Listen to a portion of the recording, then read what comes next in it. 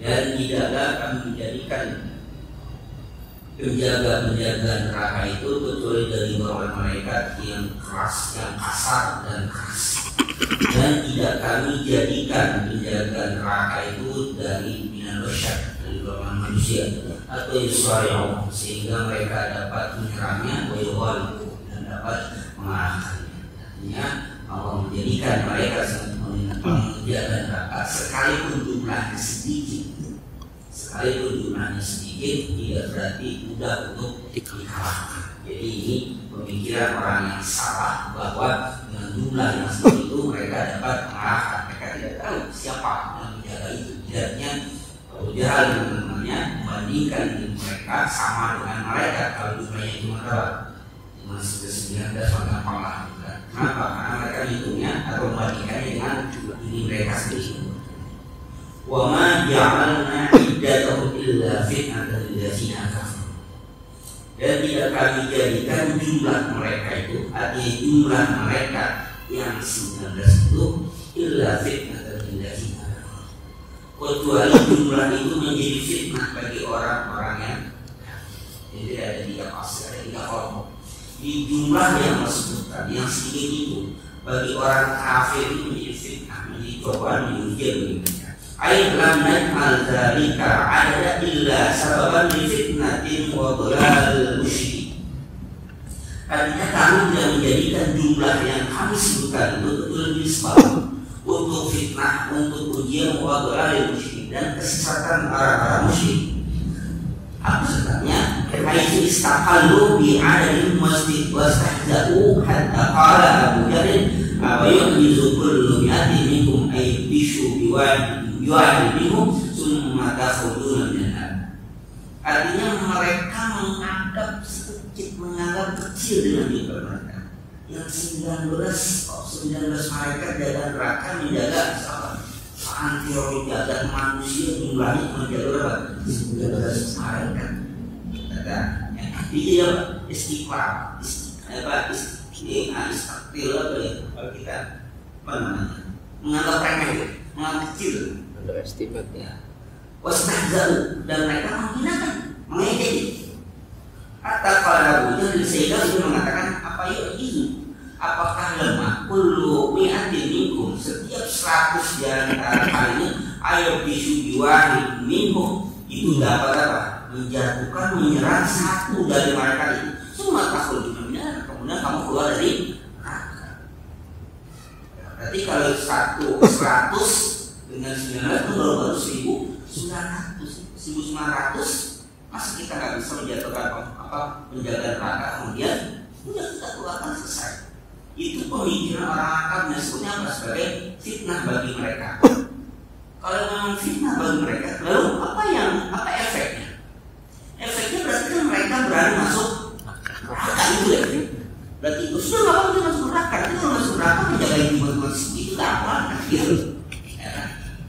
Karena meremehkan dan bagi orang yang kafir itu meremehkan ini penjaga. Berarti bagi orang beriman mereka itu orang kafir itu meremehkan posisi gampang lah itu. Ya. Kalau masih gitu lah.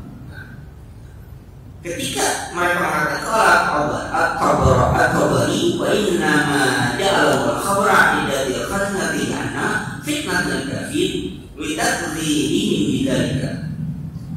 Imam Tabari mengatakan hanya menjadikan berita cerita, artinya ngapain sih dia disebutin, ngapain sih di jumlah itu disebutkan, sebenarnya dia begini. Apa mesti menyebutkan cuma dijaga dengan 19 market, kenapa harus diceritakan? Ida diakhirkan fitnah dan kafir itu sebagai fitnah, sebagai ujian kepada orang kafir. Kita kesini ditarik karena mereka mendustakan dengan ya. Jadi wakau ba'du al-sabi ala sabil istizah ana fi umum.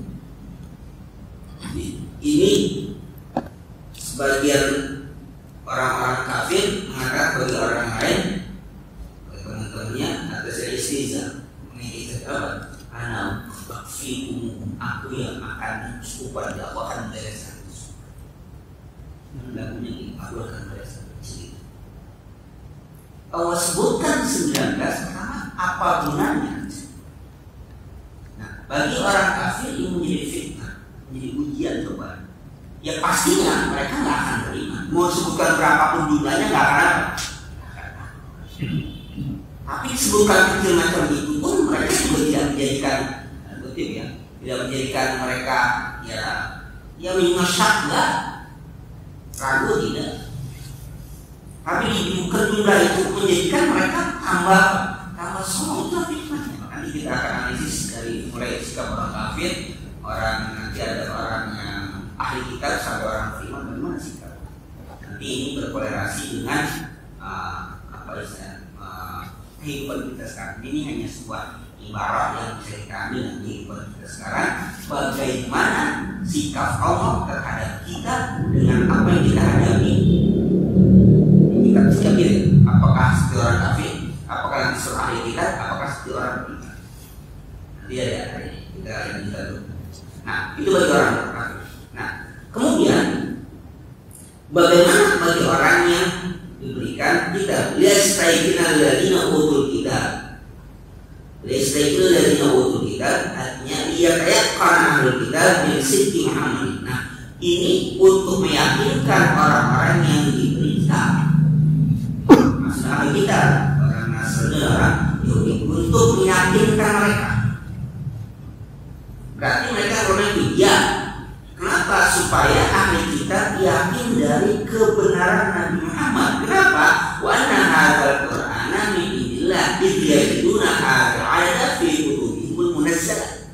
Karena Rasulullah menceritakan tentang jumlah yang 19. Pasti Rasulullah nggak tahu. Itu cerita gaib. Nah, disebutkan meyakinkan anna hadzal Qur'ana min indillah. Ini Quran yang mau dari si Allah. Nah, kemudian izyayuna hadzal adada fi kutubihim munazzalah. Ini didapati sama dengan yang diceritakan dalam kitab-kitab mereka. Jadi mereka pun menceritakan tentang itu. Jadi mereka yakin bahwa Rasulullah itu benar. Kenapa? Ada kesamaan informasi. Karena yang namanya kitab Injil dan Taurat itu menceritakan tentang kehidupan akhirat. Dia tidak menceritakan kehidupan dunia seperti Al-Quran. Ini namanya kitab Injil itu dia hanya berbicara tentang kehidupan akhirat, ke akhirat semua. Tidak ada berbicara tentang kehidupan dunia, apalagi masa kini, maka sebenarnya tidak. Itu Al-Quran. Nah, ketika Allah berbicara tentang jumlah malaikat yang 19 melalui Rasulullah, nah ternyata isi informasi itu sama dengan apa?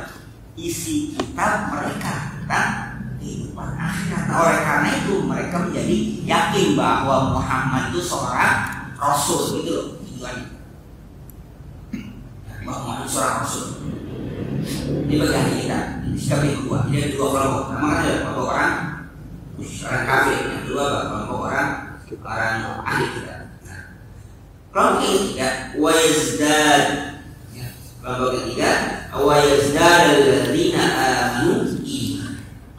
Dan bertambah orang-orang beriman akan keimanan mereka. Ai wayazdadul mu'minuna tasdiqan billahi wa rasulihi wa yashhaduna min sidqi ahli nabi sallallahu alaihi wasallam wa taslimi ahli kitab lima jaa fil qur'ani muwafiqan lit taurat wa artinya orang yang beriman tambah yakin, tambah percaya kepada Allah dan Rasul. Itu sikapnya.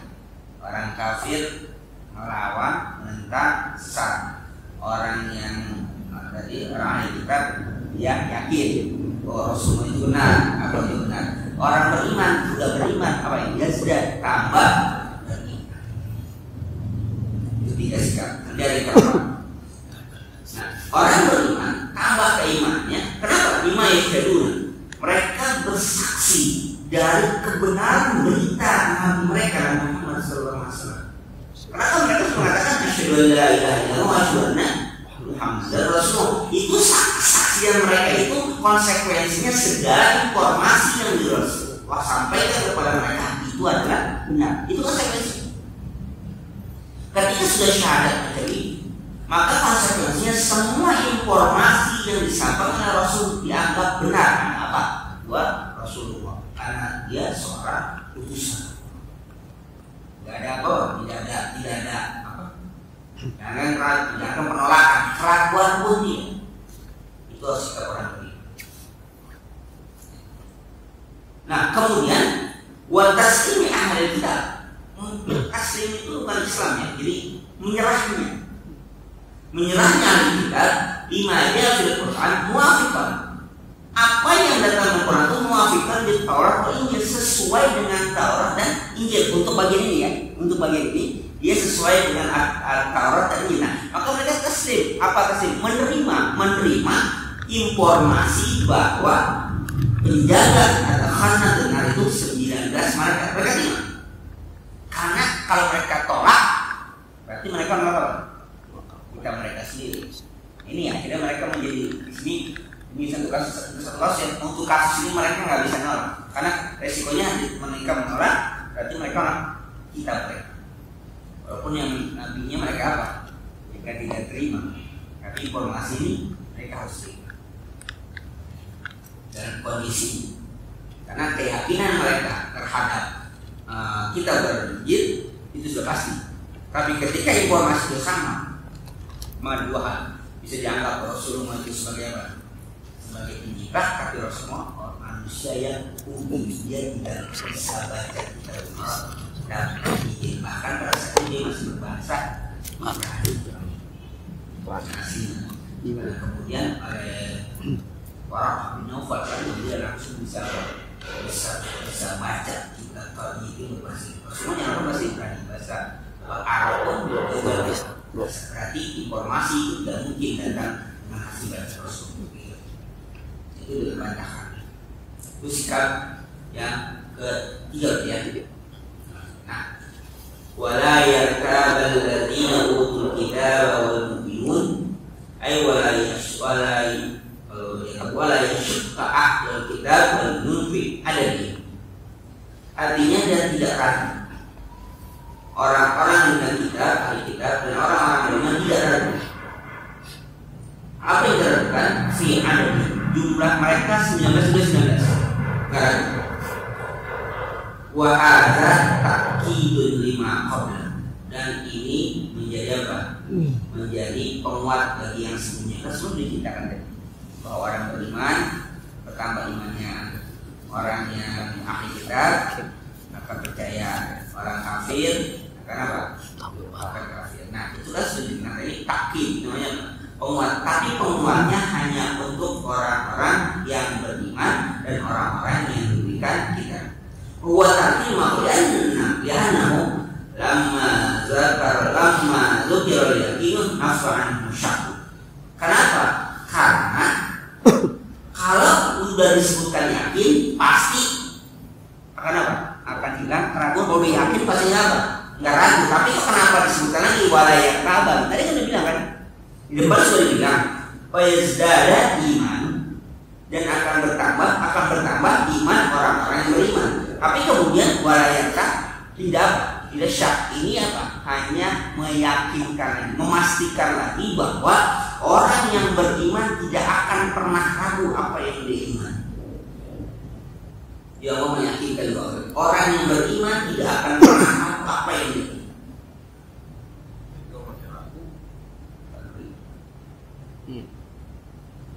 Perlu nanti menyampaikan jangan nanti di belakang kita akan menyikapi dengan kehidupan kita.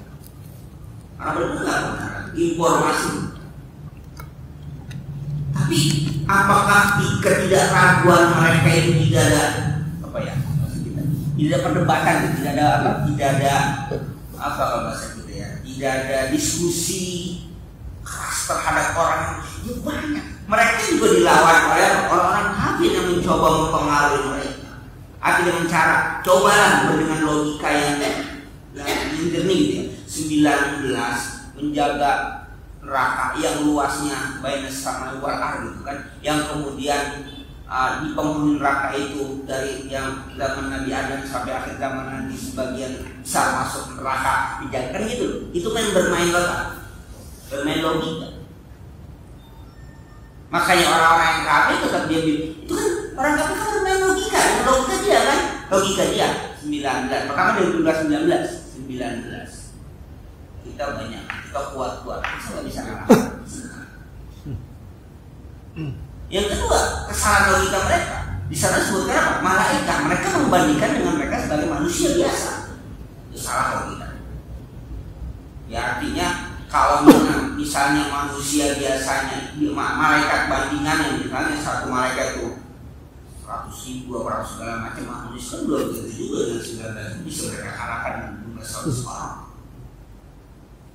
Ya, orang beriman gak pernah ragu kenapa ya. Nah, ahli kita testing dia menerima. Yang biasa di kita juga lawan kan.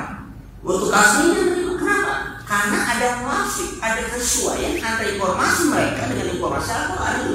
Informasi mereka itu informasi dalam kitab Taurat Injil dengan informasi Al-Quran itu apa? Sama. Nah, ini menyebabkan mereka tak menyerah. Hal itu. Tapi penyerahan mereka dan terkutip taslimnya mereka itu taslim dalam pengertian mereka tidak melawan.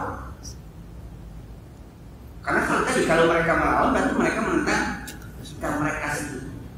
Tapi apakah ketidakmelawannya mereka itu berarti mereka beriman? Belum tentu.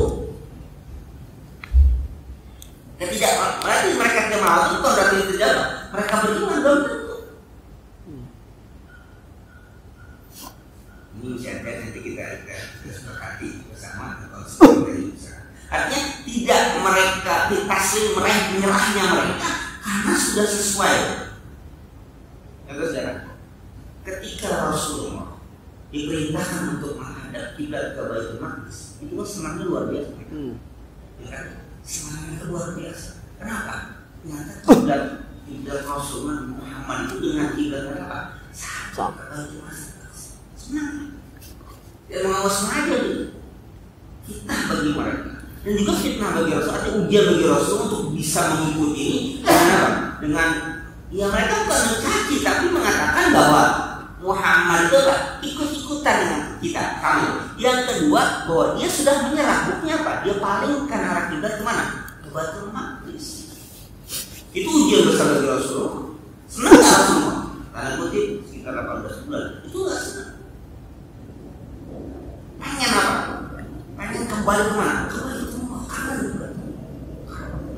Tapi ketika rasanya itu dalam keadaan sosial politik itu dalam keadaan kondusif, artinya nggak ada perlawanan. Kenapa? Dianggap kita udah sama nih, strategis. Tapi bukan berarti mereka beriman pada Rasulullah, karena arti bersama sudah sama-sama. Tapi beriman enggak. Nama kau untuk kasus ini pun beriman pada Rasulullah, bukan berarti mereka beriman, cuma karena ada kesesuaian maka mereka tidak bisa menentang. Kalau mereka menentang, maka mereka menentang kita mereka sendiri. Nah, oleh karena itulah ketika kasus sifat-sifat Rasulullah yang disebutkan dalam kitab mereka, ketika mereka tidak percaya kepada Rasulullah dan Muhammad, apa yang mereka lakukan? Hapuskan. Karena kalau tidak dihapuskan, mereka melawan informasi kita berikan. Maka sifat-sifat kerasulan dan Muhammad itu di dalam kitab ini tahu apa ya? Hapuskan. Kalau mau dihilangkan selamanya mereka melawan kita mereka sendiri. Nah, lebih baik apa? Hilangkan saja selesai. Jadi ada perlawanan. Jadi mereka di sini. Tapi gue tanya kemudian,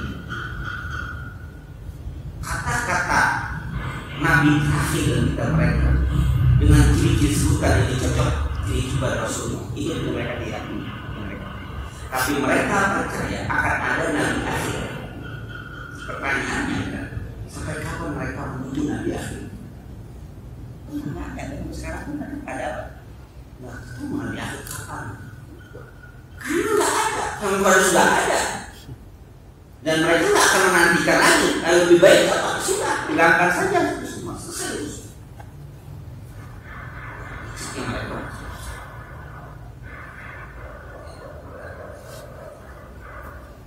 Kemudian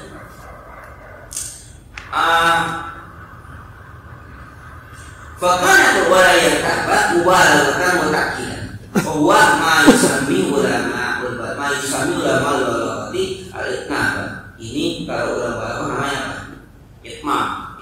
Tadi apa? Menampil, berarti tadi melapis. Sudah ada tadi tidak apa mereka sudah yakin sudah apa berarti apa? Berlapis. وَيَقُولَ الَّذِينَ فِي قُلُوبِهِم مَرَضٌ وَالْكَافِرُونَ مَاذَا أَرَادَ اللَّهُ بِهَذَا مَثَلًا.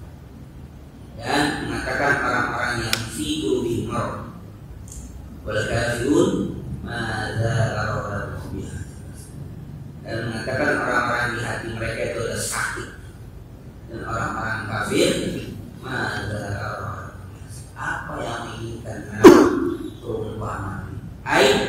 وَلِيَقُولَ الَّذِينَ فِي قُلُوبِهِمْ شَكٌّ وَنِفَاقٌ.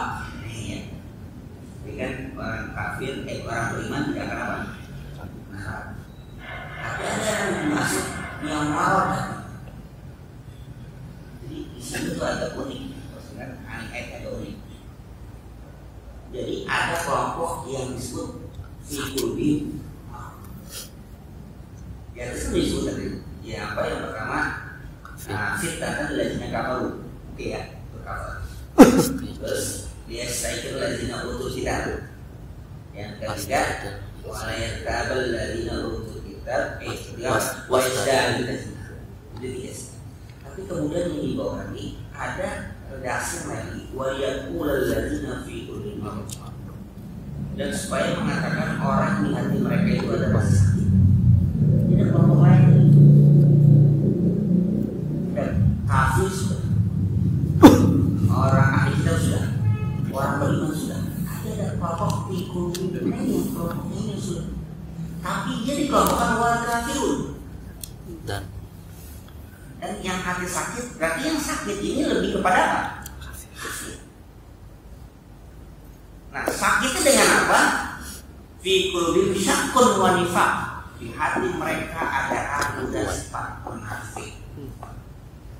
Ini ada karakter yang berbeda. Wal kafiruna min kitab ayyushay aradu bihadza qaul ali. Orang-orang yang hati mereka itu ada rasa ragu dan sebab munafik, dan termasuk orang kafir mengatakan dari Mekah, ayyushay aradu bihadza qaul. Apakah kita apa sih tujuannya? Allah ngapain sih nyebutin apa? jumlah-jumlah yang ajaib ini yang ada 9. Alladzi huwa mislu fil gharabati wal bid'ati. Ini kan bahwa maslul fil gharabati wal bid'ati. Contoh-contoh yang unik, yang asing, yang ada-ada. Wa limadza yukhawifuna biwasadin min sa'arin khazatuha 19. Dan untuk apa sih mereka menakuti kita itu dengan perantaraan dari Saqar, neraka Saqar, dengan penjaganya berapa? Ada 19. Ngapain sih kita ngapain sih kasih informasi kita bahwa neraka itu ada penjaganya, itu buat apa sih? Ini mesti kita antisipasi hati-hati yang fi qulubihim ini berbahaya. Artinya beriman jelas, ahli kita jelas, kafir jelas. Nah ini apa? Fi qulubihim abu-abu. Artinya qulubihim marad ini sikapnya wal kafir sama orang kafir. Kemungkinan bisa terjadi ada pada tanda kutip orang yang beriman. Maka orang yang beriman tadi diapakan agama? Ditakut balayat hawa. Tidak ragu. Yang orang itu tidak ragu. Kalau begitu, kalau ada orang yang beriman itu ragu, berarti dia orang beriman akan ragu. Tapi kalau masih mempertanyakan, fi qulubihim ada penyakit. Kalau beriman berkata, apapun nama takdir mantas selesai sudah. 19, jangankan 19, karena satu malaikat pun tetap percaya selesai. Ini yang apa? Yang mesti antisipasinya. Baiklah bahasa kita sekarang menyikapi kehidupan ini, jangan pernah menganggap remeh apa yang telah Allah takdirkan. Jangan pernah menganggap remeh apapun yang takdirkan. Apapun. Karena ini kan kasusnya apa? Kasusnya kan dianggap kecil apa yang Allah takdirkan, kan informasinya dianggap kecil. Ketika itu dianggap kecil bagi orang yang kafir, mereka mencoba membantah informasi itu dengan logika mereka. Itu ada sikap itu benar. Itu orang kafir. Bagi orang yang beriman, kalau itu apa? Sesuai. Kalau nggak sesuai, pasti memang bagi ahli kita itu sesuai. Kalau nggak sesuai, tapi bagi orang beriman, oh ya sudah itu. Rapi. Ini sudah benar. Artinya ada kelompok yang mana? Di tengah-tengahnya ada apa? Fi qulubihim marad. Ada orang hatinya sakit. Mungkin yang hatinya sakit itu apa? Yang orang beriman mungkin, tapi dia hatinya sakit. Maka mereka bertanya-tanya.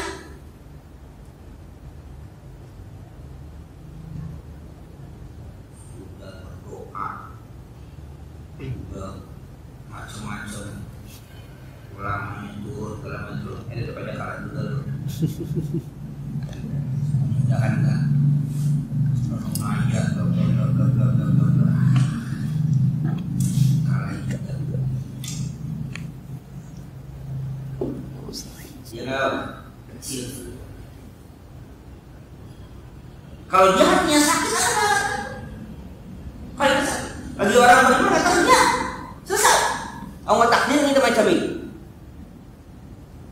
Jadi keputusan itu Allah takdirkan. Jadi kalau bagi orang yang hatinya sakit, mereka akan malah apa? Berbalik nih apa? Perbuatan usaha doa segala macam tidak ada gunanya, tidak ada arti.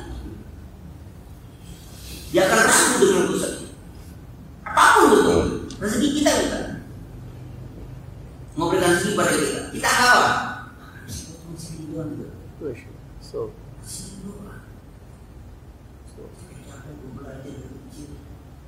So. SD, SMP, kuliah, menerima sholat duha rajin, tahajud rajin, doa istighfar rajin, kayak apa?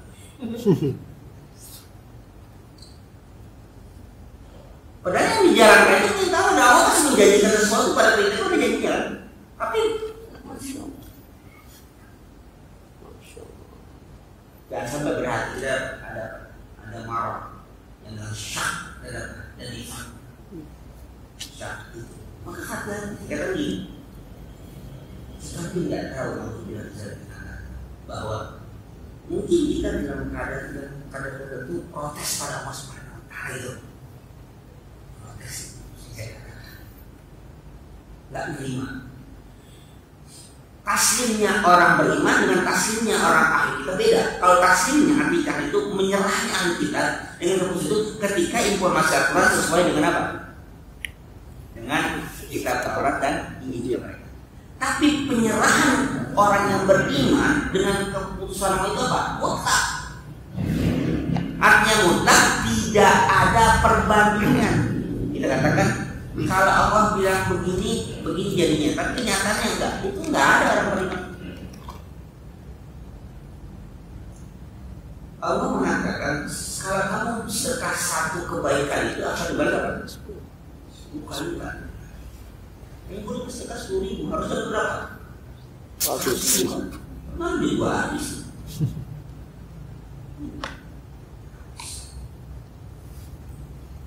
Katanya dikeluarkan harta untuk zakat itu, maka akan dibersihkan hartanya apa? Malah berkurang. Ini kan logika yang biasa dimainkan oleh orang apa? Orang kafir. Orang kafir kan baru ikut semacam itu. Ketika malaikat jumlah 19 dicoba perbandingkan dengan jumlah mereka yang ribuan dan kuat-kuat bisa mengalahkan 19. Nah sama halnya ketika kita difirmankan oleh Allah Subhanahu wa Ta'ala bahwa satu kebaikan itu dibalas dengan 10 dan berlipat-lipat kali. Dengan keyakinan kita bahwa 1 rupiah kita sedekahkan, maka Allah akan ganti dengan 10 kali 100 sampai 1000 sampai berjuta-juta itu kembali. Tapi dengan logika orang kafir, buktinya yang kita keluarkan 1.000 rupiah maka hilang 10 rupiah itu. Mana kita dapatkan? Oh, kamu dapat gaji sekerja kita kan gitu bahasanya. Itu logika yang dilakukan orang kafir. Sedangkan taslimnya orang yang beriman adalah ketika dia sudah menyerahkan itu pada Allah Subhanahu wa Ta'ala. Lain halnya orang ahli kita, apa ya? Harus ada korelasinya. Dia bisa beriman kalau memang ada tadi dia sedekahkan 100 ternyata kembali misalnya minimal 100 lagi atau tadi harus 10 kali lipat 1000 baru kita percaya. Nah tinggal kita punya apa? Punya sikap yang mana? Tinggal kita punya sikap yang mana? Mau sikap orang beriman atau yang terakhir fi qulubihim marad. Ada yang hatinya sakit. Hatinya sakit itu dia tetap beriman tapi hati masih apa? Menduma kalau Luna. Tetap aja. Karena tetap dia sedekah juga di ibadah tapi ngedumel terus. Rajin semain, rajin ngaji, pinter kaya, nasi sabar. Lagi menumel itu kata berapa mobil nanti dia. Nauzubillah. Kenapa? Berarti kan ada keraguan pada Mas. Nauzubillah. Makanya orang antum muslimun. Muslimun itu tanda kutip betul. Muslimun itu dalam keadaan Islam. Tapi kenapa suka kata muslimun? Kan tidak menggunakan kata itu kan muslim itu berarti kan isi painnya muslimun. Isi painnya dia pelaku. Artinya jangan kecuali kami ada menyerah betul, pasrah betul pada Allah Subhanahu wa Ta'ala. Tidak ada apa keraguan lagi. Dalam karma itu dalam keadaan pasrah betul, yakin betul pada Allah Subhanahu wa Ta'ala. Jangan sampai dia kena wala tamutu illa wa antum Islam itu enggak. Gunakan muslimun itu kata isim fa'il. Isim fa'il itu artinya pelaku, subjeknya, pelakunya. Bukan dalam keadaan beragama Islam, bukan. Yang masalah betul dalam keadaan beragama Islam, bukan dalam keadaan Islam. Artinya beragama Islam dengan KTP agama Islam kalau dalam keadaan ragu sama. Karena sama. Maka ada cerita bagaimana ada orang yang sudah ingin bertobat, kata ingin bertaubat sudah musnahkan sampai 100 kan. Nah, dalam keadaan perjalanan itu dia mati. Kenapa pada dia mati itu dalam keadaan dia menyerah, dia ingin bertobat pada Allah Subhanahu wa Ta'ala, maka harus diapain? Diukur jalan antara dia menuju di tempat taubat dan itu juga akhirnya malaikat rahmat yang memberikan kekuasaan untuk mengambil dalam surga. Karena dia saya udah kan berjamaah. Bahkan ada cerita supaya itu ada seorang berwasiat untuk supaya dosanya itu jasanya itu dia baik dibakar, setelah dibakar dihancurin api itu lalu ditebar di laut supaya apa? Bawa angin. Kamu bangkitkan, kamu bangkitkan dia. Kenapa kalau? Karena aku takut pada Tuhan dengan dosa-dosa aku takut. Aku berharap ketika aku sudah jadi abu macam itu maka aku tidak dikembalikan lagi ke semula yang untuk melipat ampun dosa. Aku takut pada engkau. Artinya apa? Dia percaya ada siksa. Dia percaya Allah akan balas. Tapi dia membuat rekayasa supaya dia, tapi dia percaya Allah ampuni. Kenapa? Karena kepercayaan dia, karena penyerahan dia untuk takut dengan azab Allah sampai melakukan itu. Allah ampuni dosa. Berarti kan dia percaya itu. Dia pasti betul bahwa saya banyak dosa pasti disiksa. Nah untuk menyiksa itu udah tubuhnya dibakar, dihaluskan jadi debu, udah baik ditaburin dia. Tujuannya supaya jadi siksa. Artinya ada kepercayaan dia, penyerahan pada Allah bahwa Allah punya siksa. Kalau aku ini berupa siksa, itu ampuni. Kalau ini kan orang kafir malah justru ngapain? Ngelawan. 19 malaikat. Gue punya 100 sih. 2 tahun jaraknya harusnya 1 triliun. 10 tahun juga susah kan dari rezeki kan. Ini balik kagak dicerai ya selesai. Nantang ya. Nah itu. Nah, tinggal kita akan melihat sikapnya adalah apa? Itu masih juga juga bagian yang mana. Maka yang ada yang posisi kata-kata ini, yang apa namanya orang-orang ladina fi qulubihim marad, ini berbahaya. Artinya apa? Sakit. Ini yang kata-kata yang harus dikasih kabar konteks ini itu ini khawatir. Ada orang yang hatinya sakit. Tapi kita nggak bisa mengatakan dia nggak beriman, nggak bisa mengatakan dia bukan orang Islam, penyakannya dia Islam. Tapi kok begitu? Nah ini mungkin saja di qulubihim marad. Artinya apa? Sakit. Nah sakitnya itu hanya menyebabkan yang menyebabkan sakitnya. Kalau kafir jelas, tapi Allah sini mengatakan fi qulubihim marad wal kafiruna, dan orang-orang abdi yang hati sakit disandingkan dengan orang-orang kafir. Orang Islam tidak, orang beriman tidak pernah takut. Dia ada 3 tipe, sekali lagi ada 3 tipe, tapi ada tipe yang keempat yang kita harus antisipasi. Tadi beriman jelas, yang kafir jelas, ahli kitab jelas. Nah yang fi qulubihim marad, yang hati mereka ada ini yang susah. Pertama dia masalah hati. Bagaimana orang bisa melihat? Kalau dikatakan sakitnya apa? Syak wa nifaq. Tiga apa? Maka ya kalau dikatakan Ida sholat sholat disuruh, ida sholat disuruh, ida fasda fatul alawiyah. Kalau ini mesti semua. Kalau dia akan rusak alawiyah. Kalau dia salah, rusak. Tapi apa yang menyebabkan hati itu rusak? Maksiat. Maksiat macam-macam, baik maksiat dan perbuatan, maksiat perkataan, bahkan maksiat dengan rezeki pun ada maksiat.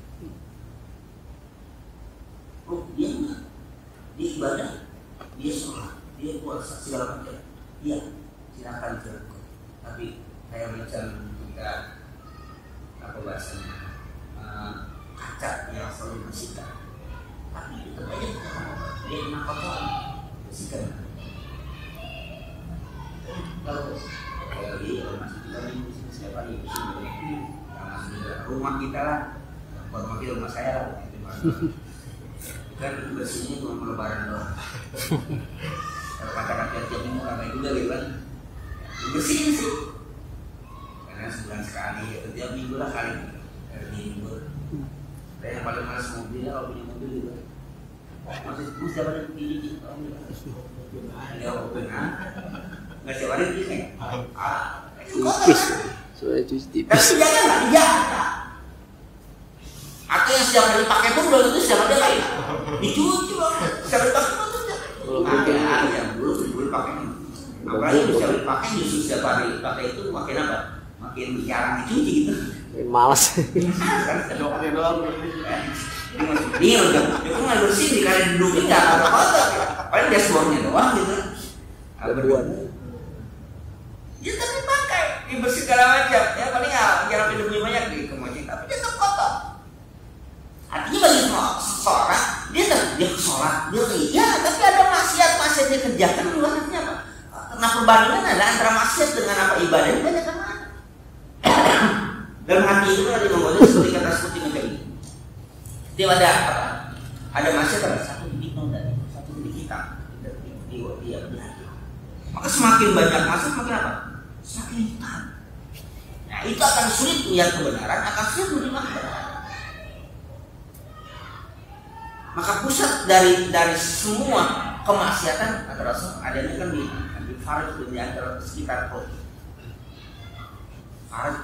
Jadi unsur apa? Inti penyakit dan permaksiatan itu ada di sekitar kemaluan dan termasuk perut di sekitar kemaluan.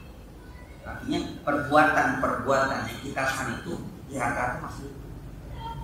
Kenapa urusan yang farj? Ya itu masalah seksual. Apapun nafsu itu masalah. Yang kedua itu masalah perut, itu masalah makan. Sesiram. Kenapa masuk terus? Karena pusat betul kalau pusat sini terus. Di perut betul. Sederhananya ini sakit kepala. Kasih obat dulu. Terus dimakan banyak. Larinya kemana? Bawah. Ke kepala kan? Benar sakit kepala kan? Tuh obat ada nggak? Baik kan? Sedangkan yang larinya obat itu kalau dimakan yang kering dioles sebenarnya obat dalam larinya enggak ke perut juga. Kaki, alhamdulillah kena paku, infeksi, kasih antibiotik, larinya kemana? Kaki sakit, antibiotik supaya nggak terkena. Itu kan yang lain juga punya saluran kan? Itu siapa yang yang memilah? Ini obat buat kaki ya gitu. Lu kepala jangan. Ini jelas, ini obat nih. Sakit ini kepala pusing, oke obat pusing. Apalagi perut kemulas, mencet, obat mules. Obat itu kita makan kan berbarengan.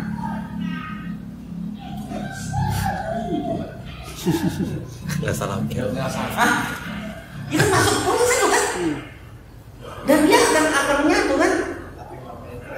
Iya. Jadi obat mencet dia lari ke atas. Salah belok. Obat mencet lari ke atas. Itu obat kita makan sampai di perut semua dan itu kan menyatu. Tapi siapa yang bisa mengkondisikan? Ini yang tadi yang warna merah, yang warna kuning itu buat kepala sama gitu kan? Yang warna hijau tadi untuk kaki-kaki gitu. Siapa di dalam ada apa di dalam macam ini?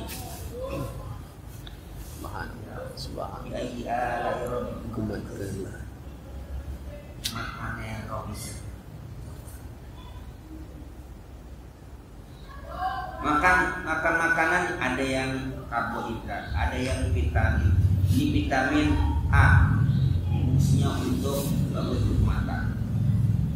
Kita makan taruhlah ada nasi, ada ikan, ada sayur, dan ada juga masuk dalam perut bersamaan satu-satu. Vitamin A-nya ada, karbohidratnya ada, apa lagi? Apa vitamin, apa lagi? Proteinnya ada, semua kumpul ya, semua. Vitamin arahnya kemana? Karbohidrat kemana? protein. Nah, itu kan masing-masing punya fungsinya kan. Yang mata tentunya vitamin A. Maka kalau sumbernya itu ya sumber penyakit pun sih. Artinya apa? Ketika kita makan sesuatu yang haram masuk ke dalam perut, dia pun akan berimbas yang sama. Dia juga artinya kalau obat bisa menyebar, termasuk apa? Penyakit itu kan cepat. Dia penyakit itu menyebar. Dengan makanan yang akan rasanya pusatnya ada di sekitar saraf dan sekitar itu masuk perut. Yang misalnya dengan segala bentuk yang keharaman gitu, kayaknya ngaji nggak berat, baca Quran mengantuk dulu, matahari berat, itu pun sama penyakit. Tapi dia nonton bola kan? Nah, itu otot. Ya kalau ngobrol sampai sambil ngerokok jadi baca Quran baru 2 kebet udah kayaknya mulut udah kering. bola keset. Iya udah kayaknya mulut udah gimana gitu. Mata bawahnya apa? Sayur. Tapi giliran ngobrol gitu kan. Waduh. Ngobrol ada kopinya, goreng dulu. Berarti baca Quran ada kopi mah enggak apa-apa. Quran nih, kopi di sini gitu. Nah, sahabat satu buah halaman. Boleh nggak? Boleh. Tapi nggak ada tuh yang berusaha untuk supaya baca Quran hebat, siapin kopi dulu. Tapi biar ngobrol kopi siap. Emang diusahakan begitu? Kenapa? Karena pusatnya di sini. Jangan-jangan yang kita konsumsi itu apa? Yang tidak menjadikan kita termotivasi untuk ibadah. Ya ini yang khawatir. Nah, alhamdulillah kalau sampai pikul wimaron itu yang berbahaya. Nah, penyakit-penyakit itu disebabkan oleh apa? Orang ini yang makan. Akhirnya tuh, kan saya mau sering udah berulang kali, berapa kali sering menggambarkan hati ya, bagian ini kan, bagian apa? Bagian air ini gitu kan gitu. Kalau bundu, kalau bundu kan, bundu kita masukkan, dia merah akan kelihatan merah, dia kuning kan kelihatan kuning. Karena apa? Bersih. Orang syak itu karena nggak bersih. Orang syak ragu hati itu karena hatinya apa? Nggak bersih, ragu dia. Nggak bersihnya karena masih dia kotor, masukin warna hijau. Ini kayaknya atau hitam apa? Ini lah kan? Nggak bertanya ragu kan? Nggak jelas kenapa? Ini apa? Butak gitu. Nah hati kita butuh maksiat, akhirnya itu marah namanya. Jadi yang harus kita antisipasi adalah supaya hati kita tidak marah, tidak seperti itu rusak. Apa? Jangan semaksimal mungkin tinggalkan maksiat. Apalagi dia sudah menjadi mendarah daging dalam kita, itu maksudnya. Kalau mendarah daging maksiat itu dengan arti yang kita makan makanannya yang haram, tapi ingat makanan haram itu bukan hanya berarti apa? Zatiahnya, zat makanannya bisa jadi apa? Prosesnya atau sumber apa yang dihasilkan dari apa? Makanan. Oke, makanannya halal, prosesnya halal. Nah, uang yang buat belinya ini. Maka ketika dalam bedong makanan itu dia yang kualitas haram, haram, pakaiannya haram, makan haram. Bagaimana dia Pak? Dia boleh mau subhanahu wa ta'ala. Bagaimana dia boleh kalau pakaiannya, makan minumannya haram, bagaimana dia boleh masuk? Maka saya katakan lagi bahwa yang terakhir inilah yang berbahaya untuk kita. Karena ini sulit untuk dideteksi. Nggak ada dokternya. Sakit ini pikul mari nggak ada dokternya.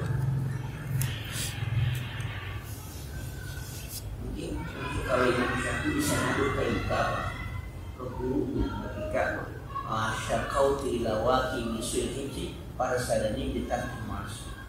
Imam Syafi'i pernah ngadu ke gurunya, wakil gurunya. Kalau misul hiji, apalan kok ini rusak di ras Imam Syafi'i apa rusak di lupa dan rusak. Farsyadallah, maka dia memberikan ada padaku ditarikil untuk meninggalkan maksiat. Imam Syafi'i punya dokter, ibunya itu yang kenapa hafalan pun dosa karena kamu berbuat maksiat. Kemudian yang kedua, maksiatnya sekali bersolat imam maksiatnya apa? Jadi oleh cuma lihat, bukan lihatin, bukan kelihatan betis, kelihatan bukan lihatin. Lebih jalan ada betis sikap kelihatan segitu doang. Hafalannya enggak. Anda bukan betis doang. Tapi hafalannya nggak hilang. Mantap. Kenapa? Mangkapnya apa? Gini nggak apa. Surat pendek. Apa nggak pernah? Kenapa? Lihat punya apa? Ada kita. Nggak masuk. Ini yang kita khawatirkan yang ini ya, yang efeknya nggak tahu. Jadi hati itu efek apa ya? Efek yang paling jelas adalah ketika kita badan segala macam. Tapi yang paling jelas bahwa ketika kita sulit untuk menerima kebenaran, sulit untuk melakukan kebaikan, dan selalu ada sifat perlawan, nah itulah salah satu sifat paling. Kenapa? Syak, ragu. Dan selalu ada logika kita ingin lawan. Kayak orang kafir ini kan logikanya kan logika 19 malaikat dengan itu kan jadi salah satu penyakitnya melawan dengan itu. Kita merasa lebih apa? Lebih pintar dengan Al-Quran, kita merasa lebih hebat dengan Al-Quran, kita merasa otak kita lebih cerdas dengan Al-Quran. Maka apa? Impulsi Al-Quran kita selalu apa? Selalu lawan tentang masalah. Bukan begitu. Ingat lagi kalau sampai dikatakan itu kan ayatnya udah pada luar. Ada ayat expired. Otak ada expired. Benar ya? Berarti orang expired ya pikun. Bukan expired. Ini kita harus. Jadi kalau kelompok yang fikmar ini yang dia ngomong, maka katanya mazhar ini. Tapi gitu. Yang tadi kan kafir ketahuan ya. Logikanya melawan. Ingat kita lihat ritmenya. Kafir dia melawan dengan kata-kata yang bombasi bahwa mereka akan apa 19 itu kan ada melawan. Tapi kalau yang marah termasuk orang kafir di antaranya, dia nggak melawan, tapi apa? Bentuknya apa? Pertanyaan. Mada arada mobilada. Apa ya maksudnya mau ngasih apa? Perumpamannya gitu. Itu kan nggak kelihatan, nggak ada apa? Nggak ada perlawanan kan? Apaan? Tapi hakikatnya dia apa? Syak. Sebenarnya begini kan? Kalau memang babi diharamkan, nggak boleh dimakan, nanti Boleh ciptain. gitu. Ngapain nyiptain? Logik tuh. Boleh dimakan. Logik. Dengan Allah menciptakan bumi Indonesia untuk kita kan, untuk manusia. Sedangkan Allah ciptakan makan nggak boleh, sentuh najis. Tapi banyak banget lagi nih. Ngapain sih? Kalau mikirlah gitu, pakai logika. Kita kan begitu. Maka tadi ya proses pertama dia sebagai apa? Fitnah. Nah bagi orang itu fitnah, ujian, cobaan. Ngapain? Itu kan pertanyaan kan? Nggak lawan, ntar. Kalau yang lawan, halal itu namanya melawan. Kalau katakan, tapi halal itu namanya melawan. Tapi kalau dia pertanyaan, ini mau sakit. Indikatornya apa? Pertanyaan, tapi nggak menjurus kepada perlawanan, enggak. Pertanyaan. Kenapa amal sebutin buat? Kenapa? Itu loh pertanyaan macam itu yang kadang-kadang menyesatkan kita. Selalu pas itu di logika kita, dalam hidup kita belum sampai. Tidak taslim. Dari mana? Bagi orang kafir, maaf, bagi orang non-muslim atau orang kita, atau lapor. kan PCI yang di Australia.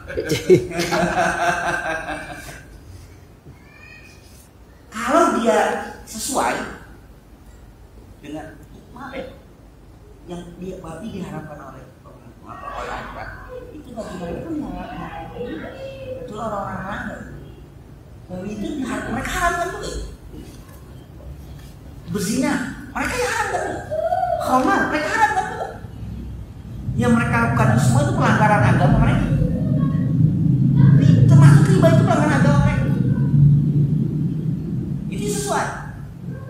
Yang mereka lakukan artinya kalau yang dalam Islam ada yang melakukan itu sama dengan mereka juga. Dalam Islam ada yang membangkang, mereka juga ada membangkang. Tapi kenapa mereka berani?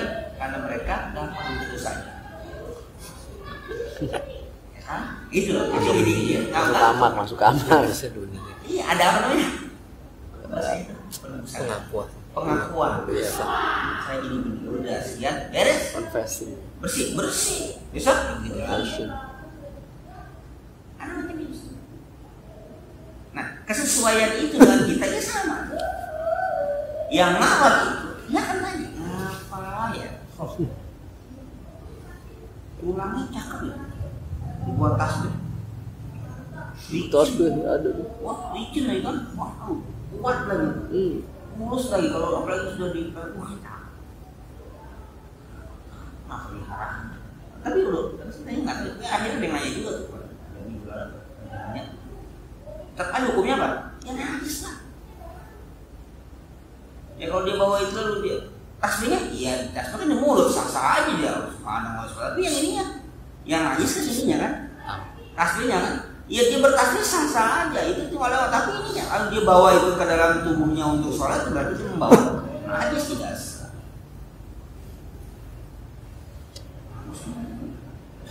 Banyak lagi kan, produksi banyak. Apa lagi dia pengen? Terus akan bertanya-tanya. Itulah yang syak itu berawal dari pertanyaan.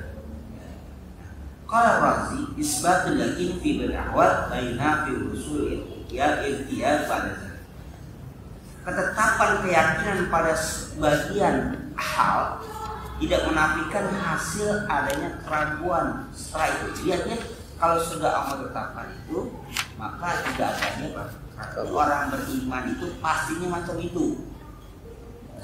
Fal maksud min i'adati hadzal kalam wa annahu hasalakum yakinun jazmun bihaisu la yaslu aqibahu al-badata syaqqa wa la raib. Artinya Allah mengulang-ulang kata itu dari juga orang beriman setelah apa? Ada apa? Walayata dan ragu. Itu tujuannya adalah bahwa jazimun, jadi yakinun, yakin yang pasti itu yakin yang tidak ada pernah akan keraguan. Kalau ada keraguan tapi dia tadi di depannya ada keyakinan, maka bukan kata itu kata berapa? Bikurbin marad. Waqad yu'akana Nabi sallallahu alaihi wasallam yu'allimu min hari Quraisy annahu mata akhbarahum bihadzal adad al-ajibi fa innahum yastahzi'una bihi wa yadhakuna bihi wa lidzalik bayyana ta'ala khayatan min hadzal khabar awdaha bayan. Kenapa? Karena Rasulullah mengajarkan kepada orang Quraisy ini harus tepat apa? Kalau maksud kita itu tepat sasaran, tepat waktunya apa? Nah, ketika Rasulullah sampaikan akan kata-kata itu yang 19 malaikat menimbulkan apa? Yastazu mayakut, mereka ngejek, mereka ngapain? Menertawakan. Nah, walidzalika bayyana ta'ala ghayatan min dzikri hadzal khabar. Kemudian Allah menjelaskan tujuannya kenapa. Artinya gini, kalau itu diungkapkan kan akhirnya menjadi apa? Menjadi apa namanya? Menjadi cemoohan, menjadi ejekan. Tapi diucapkan juga. Tapi pada saat yang bersamaan juga Allah menjelaskan bahwa ini akan menjadi cemoohan. Lalu Allah menjelaskan berapa kelompok yang muncul akibat informasi ini. Tadi ada kelompok orang beriman, kelompok orang kafir, kelompok apa tadi? Ahli kitab. makanya ada problem fi qulubihim. Ya Allah sebutkan itu. Artinya itu sudah diprediksi oleh Allah, sudah akan sikap itu akan muncul. Maka Rasulullah tetap menyampaikan. Nggak usah diapain, nggak usah disembunyikan. Allah tetap apa? Allah tetap berikan. Tapi efeknya kan Rasulullah akan diapain? Akan diejek kan? Nah, pada saat yang bersamaan Allah berikan informasi bahwa itulah akan begitu. Sikapnya akan begitu. Jadi apapun sikap mereka, Rasulullah sudah apa? Sudah tahu. Jadi yang tidak akan menjadi beban bagi Rasulullah, kamu itu akan menghadapi macam itu. Lain halnya dengan kisah Isra Mi'raj misalnya. Mungkin Isra Mi'raj hanya menceritakan, tapi sikap itu kan tidak sebetulnya. Ada yang beriman tambah beriman, yang ragu-ragu jadi apa? Jadi kafir, yang kafir tambah menentang, yang setengah-setengah jadi apa? Murtad. Itu kan banyak sikap itu kan. Nah, oleh karena itu apapun yang Allah berikan kepada kita, informasi apapun atau apa anugerah sekecil apapun yang didapatkan, Allah yang Maha mengetahui apa kita dengan meremehkan. Artinya kita jangan ukur logika Allah dengan logika kita hanya menjalankan saja. Kita hanya menjalankan apa yang Allah berikan. Jadi rezeki atau apapun lah yang Allah berikan itu kita syukuri. Jadi jangan bermain apa? Gua ganteng banget, gua beriman, gua macam berapa gua dapat ini yang begini. Salah milih loh. Ya, kadang-kadang ukur apa? Ukur ini ya sendiri. Kerja pertama, tapi udah ada yang sama Tuhan, nggak ada yang salah. Nanti nyari juga ada yang salah, ada yang ketukar gitu. Jangan macam itu. Nah, itu apa? Kalau itu apa? Fikulubi marah, ada yang sakit. Orang beriman nggak pernah ada. Karena kalau itu terjadi, nauzubillah, berarti kita pada apa? Syak, aku meragukan akan Allah Subhanahu wa Ta'ala. Kita menjalankan. Jadi lebih baik kita mengambil posisi, bukan melakukan, mengganti. Misalnya gini, ini nggak bisa kita ganti dengan keyakinan. Misalnya jalan yang ini kita nggak ambil, jangan sampai kita memaki, ngedumel pada Allah Subhanahu wa Ta'ala. Tapi kita apa ya? Kita jalan juga. Lebih baik kita apa?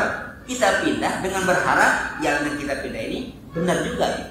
Yang lainnya apa? Ingatkan, daripada jalan tempat yang sama tapi sambil ngapain? Mendumel pada Allah Subhanahu wa Ta'ala.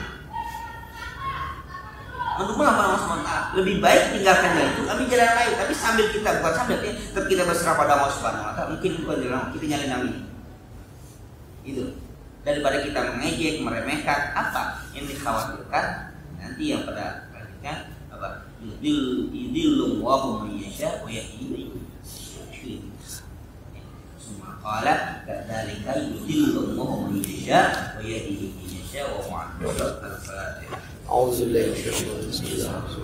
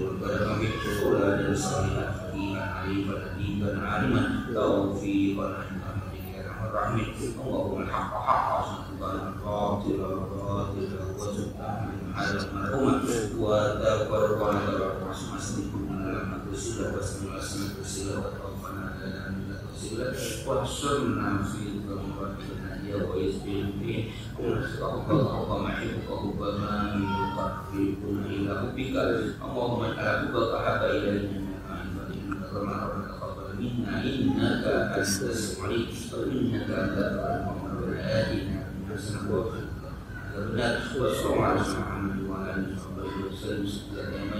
Wassalamualaikum warahmatullahi wabarakatuh.